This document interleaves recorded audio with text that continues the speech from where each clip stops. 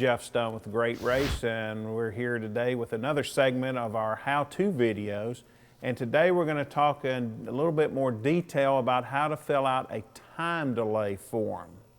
Now, inevitably on The Great Race, you're going to get stopped at some point in the 2,400 miles in 9 days by a train, a tractor, possibly a school bus, or construction. Now, when that happens, first of all, don't panic. You may be new to The Great Race, and we do talk a lot about staying on course and staying on time. And we do want you to stay on time. That's the whole idea of the game. But if something happens, let's call it a train, first thing you do is stop the vehicle and start your stopwatch. At that point, relax. It's going to be a few minutes before the train passes. Yes, you're getting behind 1 minute, 2 minutes, maybe even 3 minutes by a train. Don't worry about it. That is what the time delay is for.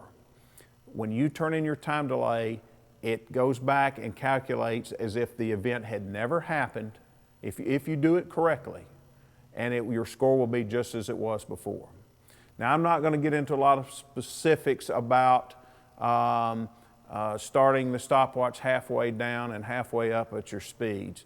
The simplest way is to add back in the speed, a stop and go time to the speed you're doing when you stop. But if you start your stopwatch when the vehicle stops, and you start it back when the vehicle starts moving, let's say it was 3 minutes and 47 seconds you're stopped by that train. The first thing you need to do after you get going again is to get in a multiple of 10. Time delays can be turned in any multiples of 10 seconds. So 3 minutes and 47 seconds is not a multiple of 10 seconds. So first thing you want to do is make up 7 seconds to get your time delay down to 3 minutes and 40 seconds. That is a multiple of 10 seconds. Now, we want you to make up that time if possible and if it's safe. You want to be safe at all times. But let's say the checkpoint is coming. You still have that 3 minute and 40 second time delay. Don't worry. Go through the checkpoint as usual. Mark down what time or what instruction number that time delay is for. And on the form, you will take this form, and the first thing you do is write down your car number. It says car number, and we're going to say we're car number 99. And let's call this stage 2. That's what day of the rally it is. So if this is the second day, that's stage 2.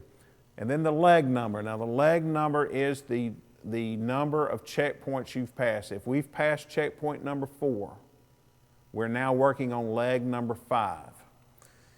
And the most important part is the instruction numbers that the event happened. Let's say we got stopped at the train between instructions number 102 and 103, and you put that down. And then you put down 3 minutes, 40 seconds, okay? Then there's a place to write the description. We were stopped by a train. That actually suffices on something like that. If it was a school bus, you just put it was a school bus. If it was a giant combine in the road, and a lot of times out in the Midwest we will see those, put stopped by a giant combine for whatever amount of time. You then sign it. There's also a place if other people were stopped by the train, car number 2 ahead of us and car number 8 behind us were also there, there's a place to write that down. Now, if this is before lunch, you will turn it in at lunchtime. There'll be somebody there to ask you if you have a time delay in case you forget. Or at the finish line each night, the first thing they'll ask you is, do you have a time delay? That's where you turn that in. Already have it filled out with all the information already done so that you don't have to keep a delay there at the finish line. Very simple. Don't panic. Start your stopwatch. When the car stops, start your stopwatch again when the car starts moving. If you add in your stop and go times off your performance chart to that number, you will have your time delay. Get it down to a multiple of 10 and you'll be good to go.